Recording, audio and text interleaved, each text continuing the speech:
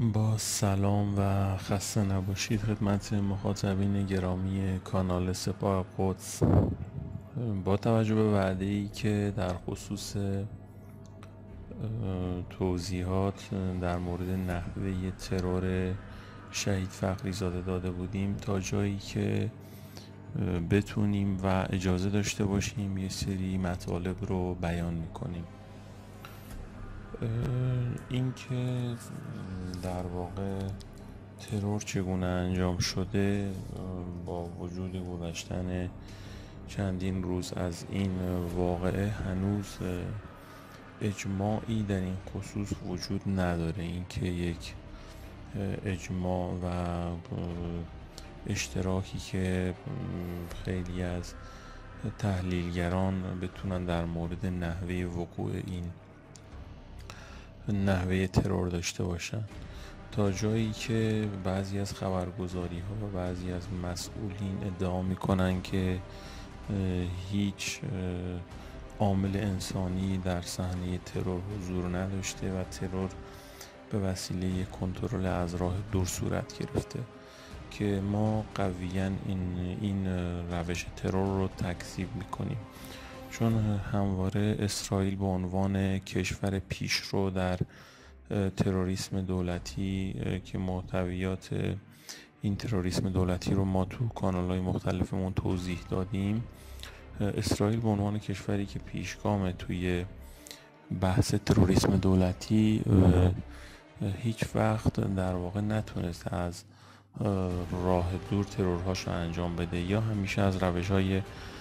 بیوتروریسم استفاده کرده که مسموم کردن و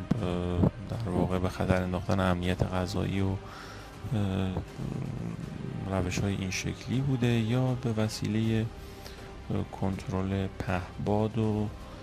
وسایل اینچنینی. اما اینی که بخواد با ماهواره کنترل بکنه، مسلسل اتوماتیک بذاره و روش‌های اینچنینی، واقعا بعید به نظر میرسه و حداقل یک سری عوامل انسانی باید در صحنه حضور داشته باشن. با توجه به اینکه ما در صحنه شهادت شهید فخری زاده در کنار خودروی ایشان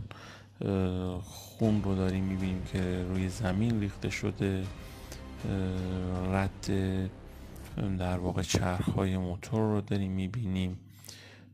و خورد شیشه ها و اثرات برخورد فشنگ روی زمین، در واقع همه اینها نشون میده که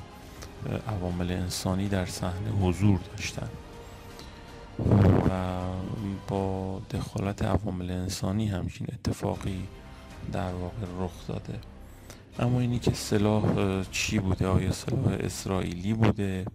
یا سلاح‌های دیگه، اطلاعاتی هنوز ازش درز نکرده و دست عوامل امنیتیه.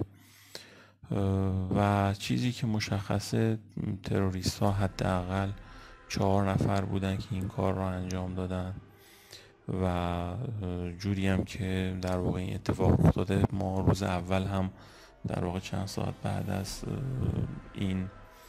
ترور بیان کردیم که با توجه به کارهای اوسیندی که ما انجام دادیم و نگاه کردن به گوگل مپ و نقشه های مختلف و نرم افزارهای مختلف،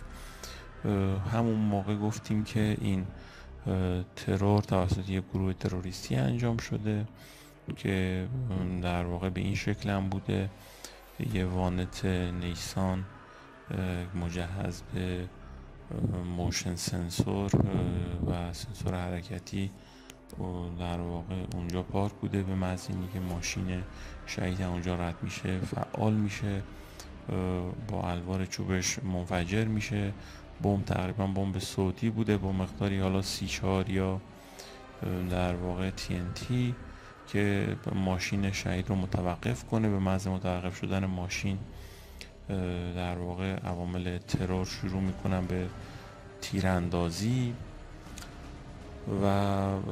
احتمالا موفق نمیشن که ترور بکنن شهید رو و محافظین که از ماشین پیاده میشن محافظین رو میزنن. بعد شهید از ماشین پیاده میشه، احتمالا که محافظ خودش رو روی شهید میندازه و اونا با زدن محافظ و در واقع خود شهید این واقعه رو رخ میدن، بعدش هم از صحنه فرار میکنن. ولی چیزایی که داره گفته میشه بیشتر در واقع شبیه باورهای ذهنی و فیلم سینمایی و داستانهای هالیوودیه. به نظر بنده یه سری عوامل دیگه هم توی این ترور دخالت داشتن.